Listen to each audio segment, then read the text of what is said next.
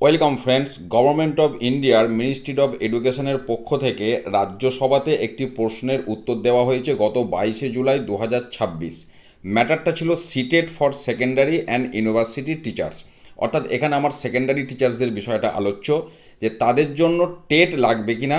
এখানে সিটেটের কথা বলা হয়েছে এবং যে প্রশ্নটা করা হয়েছে, দেখুন, whether there is urgent need of central teachers eligibility test for secondary and university teacher.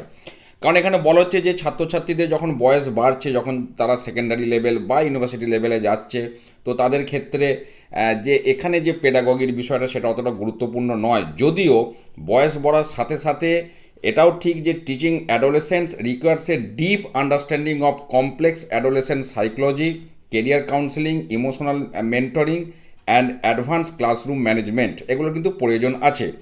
B পয়েন্টে যেটা জানতে চাওয়া হয়েছিল যে whether government propose to introduce CTET or similar exam for secondary and university teachers, তাদের জন্য সিটেট বা similar কোনো এক্সাম নেবার প্রস্তাব দেয় কি না। তো এই এ আর বি পয়েন্টের উত্তরে যেটা ministry of state in the ministry of education Shri Jayanta Chowdhury মহাশয় যেটা জানিয়েছেন এ আর বি এর প্রশ্নের উত্তরে যে এনসিটির যেটা গাইডলাইন সেটা হচ্ছে ক্লাস 1 থেকে 8-এর জন্য যারা শিক্ষকতা করবেন বা যারা টিচার্স হওয়ার জন্য অ্যাপয়েন্টমেন্ট হওয়ার জন্য প্রস্তুতি নেবেন, তাদের ক্ষেত্রে টেটটা বাধ্যতামূলক, এটা এখানে পরিষ্কার করে বলে দেওয়া হয়েছে। থার্ড লাইনে সেটাও বলা হয়েছে, one of the essential qualifications prescribed therein in that a person seeking appointment as a teacher for class 1 to 8 shall qualify the teachers eligibility test. এটা হলো পরিষ্কার কথা। তারপর কলেজের বিষয়টা বলা হয়েছে এবং টেটটা কী জন্য দিতে হবে সেটা, বা চাইল্ড পেডাগগি ইত্যাদি বিষয়গুলি এখানে বলা হয়েছে। এবং শেষের আগের যে প্যারাগ্রাফটা 3 লাইন লেখা আছে, দেখুন, the requirement of TET is applicable to teachers for class 1 to 8। পরিষ্কার বলা হচ্ছে, যারা আপনারাও বারবার সুপ্রিম কোর্টের রায়ের পর জানতে চেয়েছেন যে এই যে নর্মাল সেকশন ইত্যাদি যে বিষয়গুলো বা এইচএস সেকশন, আমি একটাই উত্তর দিয়েছি, যারা প্রথম শ্রেণী থেকে অষ্টম শ্রেণী পর্যন্ত পাঠদান করেন তাদেরকে টেট দিতে হবে। কারণ সুপ্রিম কোর্টের জাজমেন্টে কোনো নর্মাল সেকশন এইচএস সেকশন কোনো উল্লেখ নেই, যে কারণে সেটা স্পষ্ট করে বলা সম্ভব না, যদিও আমি সেটা নিয়ে আলোচনা শেষে করছি। তারপরে শেষ প্যারাগ্রাফটা ইউনিভার্সিটি টিচারদের জন্য, সেটা ইউজিসির যে রুলস অ্যান্ড রেগুলেশন সেটা মেনে হবে। পাশাপাশি যে লাস্টের আগের প্যারাগ্রাফ যেটা আমি বলছিলাম, সেখানে দেখুন শেষের দিকে যে বিষয়টি বলা হচ্ছে যে eligibility and qualification for teachers beyond this stage, অর্থাৎ ক্লাস 1 থেকে 8-এর পর 9 থেকে তার যে আপার লেভেলটা যাচ্ছে, তো তাদের জন্য বলা হচ্ছে are governed by the respective statutory provisions and regulations applicable to secondary and higher education. অর্থাৎ সেকেন্ডারি এবং হায়ার এডুকেশনের জন্য যেটা প্রযোজ্য সেটা প্রযোজ্য হবে। অর্থাৎ যেটা পরিষ্কার বলা হলো, প্রথম থেকে অষ্টম শ্রেণী পর্যন্ত যারা পাঠদান করেন তাদের জন্যই টেটটা অ্যাপ্লিকেবল।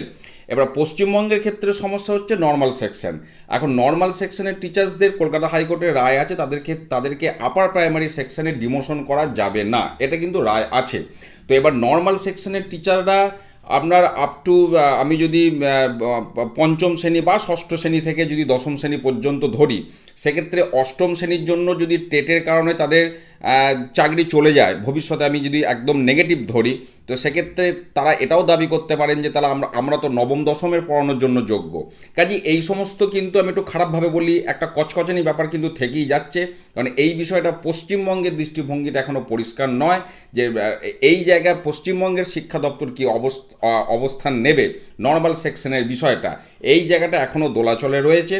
কিন্তু আজকে সেকেন্ডারি টিচার্সদের জন্য একটা স্পষ্ট বার্তা কিন্তু এখান থেকে এসেছে যে সেকেন্ডারি টিচারদের কিন্তু টেট দিতে হবে না, যারা 8 পর্যন্ত পড়ায় তাদের জন্যই টেটটা কিন্তু কার্যকর। এই হলো সামগ্রিক বিষয়। এবার সেকেন্ডারি বলতে আমাদের নর্মাল সেকশনকে তো সেকেন্ডারি বা আপার প্রাইমারি আলাদা করে বিচার করা যাচ্ছে না, কিন্তু আপার প্রাইমারিতে রাখা যাবে না, সেটা কলকাতা হাইকোর্টের দুটি রায় আছে। তো এই জায়গায় দাঁড়িয়ে এখনও কিন্তু এই অবস্থানটা স্পষ্ট করল না পশ্চিমবঙ্গের শিক্ষা দপ্তরের পক্ষ থেকে। আপনারাও অবশ্যই ভিডিওতে কমেন্ট করে জানাবেন আপনাদের মতামত। ভালো থাকুন, সুস্থ থাকুন, ধন্যবাদ।